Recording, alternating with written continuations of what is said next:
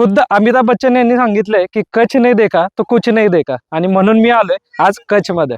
कधी तुम्ही अशी जागा अनुभवली आहे का जिथं पांढऱ्या रेतीचा अथांग वाळवंट असीमित असणाऱ्या निळाशाऱ्या आकाशाला मिळतो व जणू भूतलावर आहोत की स्वप्नात असा विचार अलगद मनात येऊन जातो. अशी जागा जिथं रात्रीचं आकाश काही वेगळंच दिसतं आणि अशा जागेवर चार चांद लावायला इथली लोककला, नृत्य, संगीत, तंबूंची वसाहत आणि पारंपरिक पदार्थ अनुभवायला मिळतील. होय, मी बोलतोय गुजरात मध्ये रण ऑफ कच्छ बद्दल. रणोत्सव 2025चे रंग अनुभवण्याचा आणि इथल्या प्रत्येक गोष्टी जाणूनच नाही तर अनुभवण्याचा हा व्लॉग. चला तर मित्रांनो, प्लॅन केला असेल तर उत्तमच, पण नसेल केला तर हा व्हिडिओ शेवटपर्यंत बघा आणि सांगा प्लॅन बनतो का ते. मी आपला श्री आपलं अजून एका व्हिडिओमध्ये स्वागत करतो आणि अजून चॅनलला जर तुम्ही सबस्क्राईब केलं नसेल तर लगेच करा आणि नवनवीन व्हिडिओसाठी नोटिफिकेशन ऑन करा. नेहमीप्रमाणे आपण सुरुवात करूया श्रीमंत छत्रपती शिवाजी महाराजांना मानाचा मुजरा करून. गुजरात सिरीजचा ढोलावीरा नंतरचा दुसरा एपिसोड चालू करूया. इथे तुम्ही भुज एअरपोर्ट पर्यंत विमानाने येऊ शकता किंवा आमच्यासारखं अहमदाबाद वरून ढोलावीरा करत रोड टू हेवनचे नजारे याचा आनंद लुटून येऊ शकता.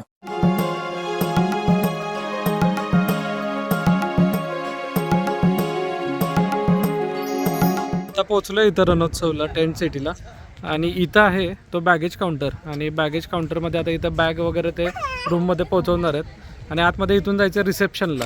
तर ही जी कार आहे आपली प्रायव्हेट कार, पलीकडच्या साईडला इथे पलीकडच्या साईडला पार्किंगमध्ये पार्क करायचे. इकडं बसेस पार्क केलेले आहेत आणि इथं बघा हा बोर्ड लावला आहे बॅगेज काउंटरचा. आता ह्या बॅग काढायच्या चालल्यात आमच्या आणि आता इथून जाणार आम्ही रिसेप्शनला आतमध्ये. तर इथं बॅगेज न्यायचं बघा, ही गाडी ठेवली याच्यामध्ये. आता ह्या बॅग ठेवणार आहेत आणि याच्यातून येणार आहेत बॅग आपल्या. एंट्री केली आहे. एंट्री केल्यानंतर समोर दिसतंय ते रिसेप्शन. इथं बॅगेज काउंटर आहे, मेडिकल असिस्टंट दिसतं, त्यानंतर क्राफ्ट मार्केट आहे, डायनिंग हॉल, मीटिंग लॉन्च आणि क्लस्टर्स, स्कायझील आहे. हे सगळं बघणार आहे आपण, एक्सप्लोअर करणार आहे. आत्ताशी फक्त आपली एंट्री झालेली आहे आणि एंट्री झाल्यानंतर खूप छान वाटतं. असं एक वेगळ्याच गावामध्ये, दुनियेमध्ये आल्यासारखं वाटतं. हा एक सेटअप आहे, म्हणजे एक गाव बसवल्यासारखं बसवलं आहे आणि या सेटअपमध्ये आलेलं आहे आपण आता. हेच पाहायला आलो आपण आता. हा आहे रिसेप्शनचा एरिया आणि आता इथं जाणार आहे आपण. इथे आमचं पारंपरिक पद्धतीने जोरदार स्वागत झालं. हा रिसेप्शनचा एरिया आहे आणि इथं आपल्याला करायचं आपल्याला ते म्हणजे बुकिंग काउंटर आहे.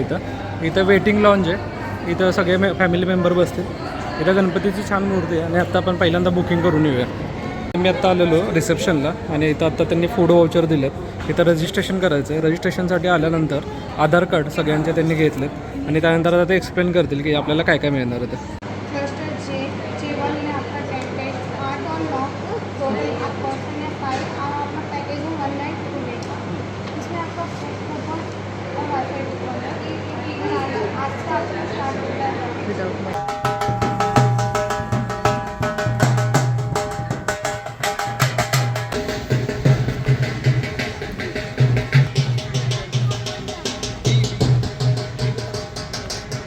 तर लंचचा टायमिंग 2:30 वाजेपर्यंतच आहे आणि आत्ता वाजलेत जवळपास 2 वाजलेत. तर आता आम्ही या गाडीतून चाललो आहे डायरेक्ट लंच करायला आणि मग तिथून आम्ही रूममध्ये जाणार आहे. आणि या गाडीत बसून आम्ही चाललो आहे आता. सगळे मागे हे सगळे मेंबर बसलेत आणि आता आम्ही चाललो आहे इथून आता जेवण करायला. 2:30 वाजेपर्यंत टायमिंग आहे आणि खूप छान वाटतंय ट्रेन सिटीमध्ये.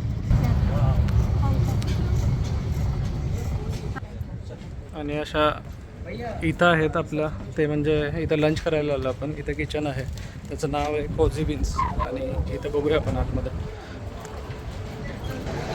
खूप मोठा डायनिंग एरिया, एवढा मोठा डायनिंग एरिया आणि इथं आपण जेवणार आहे आता.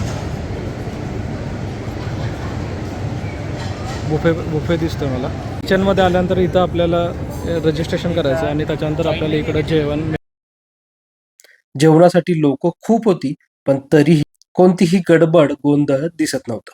लाईव्ह काउंटर आणि बफेटचे 2 काउंटर असल्यामुळे व्यवस्थापन अतिशय सुंदर होते. त्यातच पदार्थ एवढे की कोणते घ्यायचे हा मला प्रश्न पडत होता.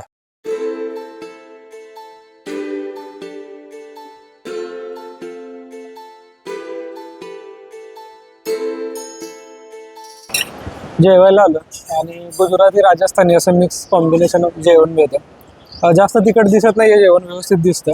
गरम गरम फुलके तिथं बनवायचे चालले होते. पनीर तर सगळीकडे असतं, इथं पण आहे. बघूया कसं आहे, छान आहे का?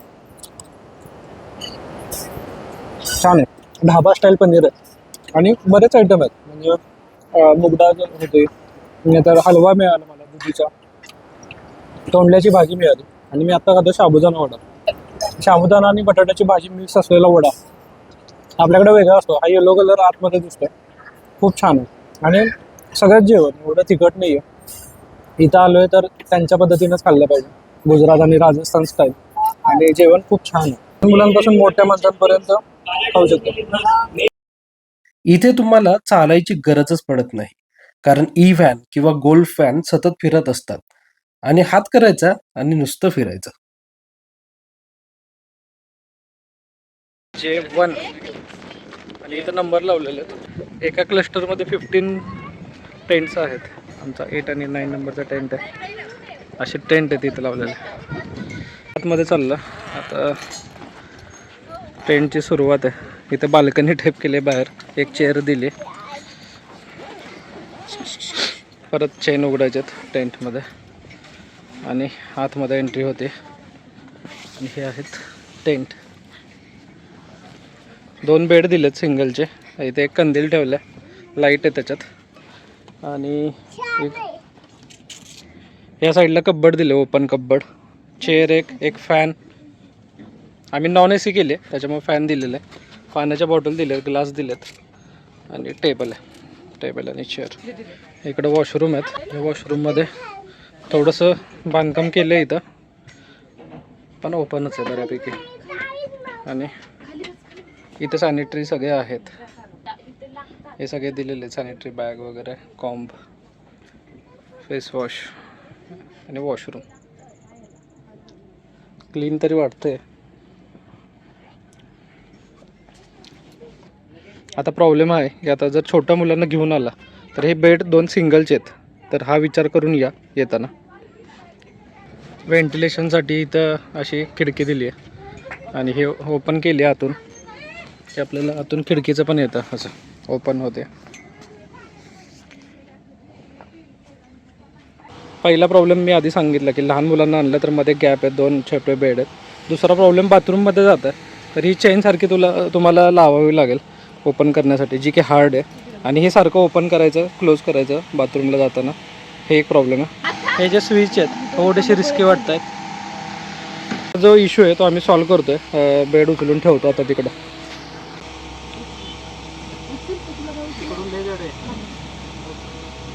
जायचं असेल तर ह्या गाड्या अशा उभ्या असतात तिथं, त्यांना सांगायचं पार्किंगमध्ये वगैरे जायचं की आपण जाऊ शकतो. 4 वाजता कॉम्प्लिमेंटरी ब्रेकफास्ट आणि चहासाठी आलो.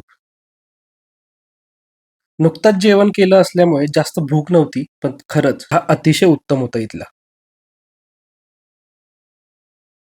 बाहेर वेगवेगळे शॉप्स, स्टॉल्स दिसत होती. त्याला उत्कृष्ट नक्षीकामही सुंदर दिसत होते. आता ही जी समोर बस आहे, 5 वाजलेत एक्झॅक्ट, आणि आम्ही चाललो आता या बसमधून व्हाईट रन पाहायला. या बस साईड साइटिंगसाठी असतात, म्हणजे जसं की काला डोंगर, भुज, रन ऑफ कच्छ, सूर्योदय आणि सूर्यास्त सगळं पाहायला फ्री ऑफ कॉस्ट याच बसमधून आपल्याला फिरावं लागतं. छान अशी बस आहे आणि बसमधून आम्ही चाललो आहे आता व्हाईट रन पाहायला.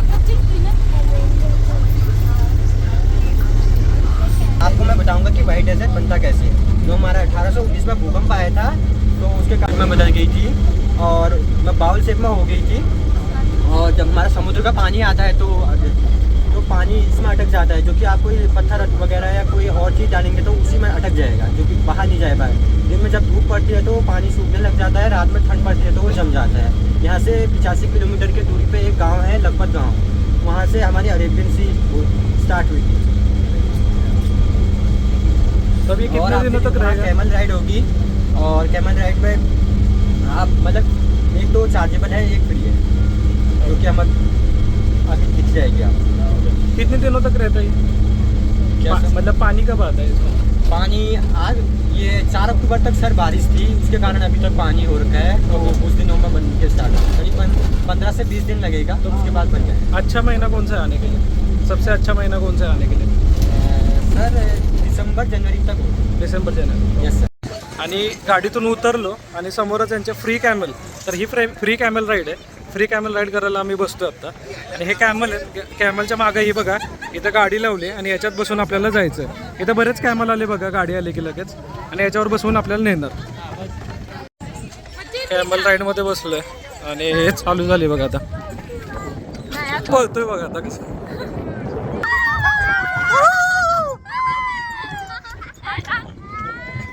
पळायला लागले आणि आता बघा ओव्हरटेक केलं आम्ही आता. फॅमिलीच्या डिमांडवरून उंट गाडीची कमान मी माझ्याकडे घेतली आणि उंट पळायचाच बंद झाला. पण खरंच हेच करताना खूपच जास्त मजा आली. खुद्द अमिताभ बच्चन यांनी सांगितलंय की कच नाही देखा तो कुछ नाही देखा. आणि म्हणून मी आलोय आज कच मध्ये. आणि माझ्या मागे दिसते तो फक्त आणि फक्त सँड. आणि ही सँड म्हणजे समुद्राचं पाणी आत्ता माघारी गेले आणि ह्याचं तयार व्हायला लागले मीठ. पांढऱ्या असे एरियावर उभं आहे, त्याचं म्हणजे हे मिठामध्ये रूपांतर होणार आहे लवकरच. जसं आपण सँडवरती नावं काढतो तशी मिठावर लोकांनी नावं काढायला सुरुवात केली.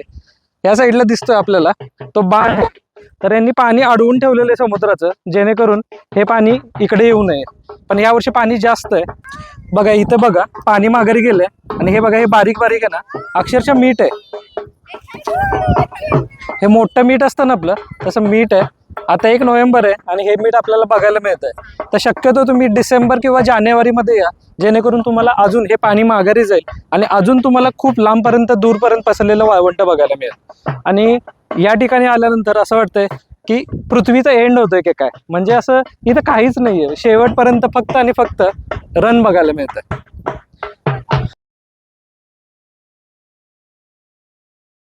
इथं मिठाचा वाळवंट व निळ्या आकाशाला जेव्हा केसरी कलरचा सूर्य वेगळा करतो ना, खरंच तेव्हाचा नजारा कायमचा मनात साठवण्यासारखा असतो.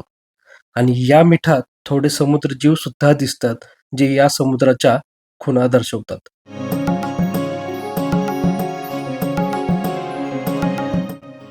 इथे सायंकाळी उंट सफारी तर होतेच, पण रील स्टँड, पारंपरिक कपडे, स्पोर्ट बाईक्स हे सगळं काही रेंटवरती आपल्याला पाहायला मिळतं.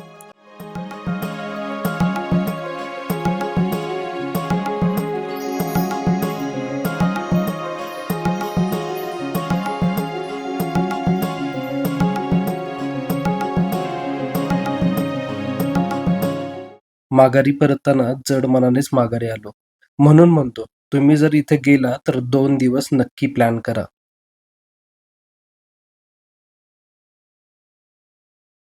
आता भूक लागली होती आणि म्हणून जेवायला आलो. इथे लाईव्ह म्युझिकमध्ये नुसतं जेवणच चविष्ट लागत नव्हतं, तर मनोरंजन ही खूप मस्त होत होतं.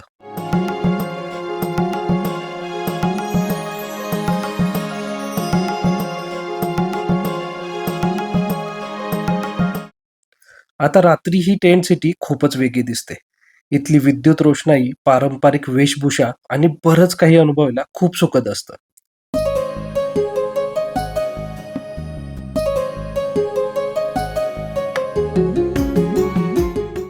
इथे आम्ही पाण्याची बॉटल घेऊन या काकांना भरायला दिली, तर त्यांनी या मशीनमध्ये टाकली.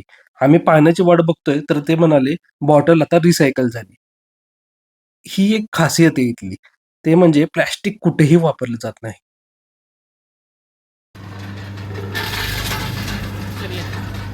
आता खरेदीसाठी तर खूप वेगवेगळी दुकानं, स्टॉल्स तुम्हाला दिसतील आणि हे अतिशय युनिक आयटम इथे पाहायला मिळतात.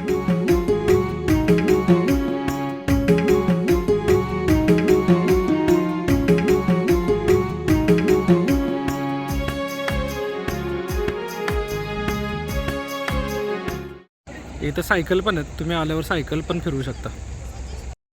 आता आम्ही चाललो होतो इथलं पारंपरिक लोककला पाहायला. व्हीआयपी टेंटच्या जवळच हे सगळं चालू होतं.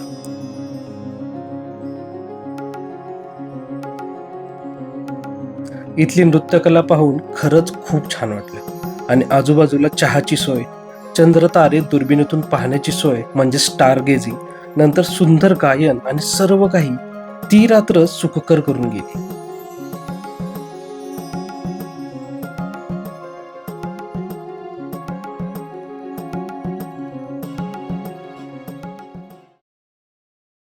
गुजराती नाश्ता असा दिसतो आणि इथं इवोकमध्ये आम्ही रणोत्सवमध्ये आहे आणि खूप छान नाश्ता आहे, सगळ्या प्रकारचे आयटम आहेत.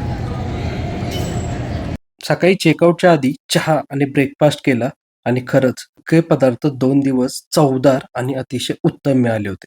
हॅट्स ऑफ इथल्या मॅनेजमेंटला, कारण लोक एवढी असून सुद्धा परफेक्ट मॅनेजमेंट दिसत होती आणि इथला स्टाफ हसत खेळत सगळ्यांशी बोलत होता आणि अगदी सपोर्टिव्ह सुद्धा होता. म्हणून म्हणतो आता प्लॅन कराच. आणि मित्रांनो, निसर्ग सुंदर आहे आणि याची काळजी आपणच घ्यायची आहे. राम राम.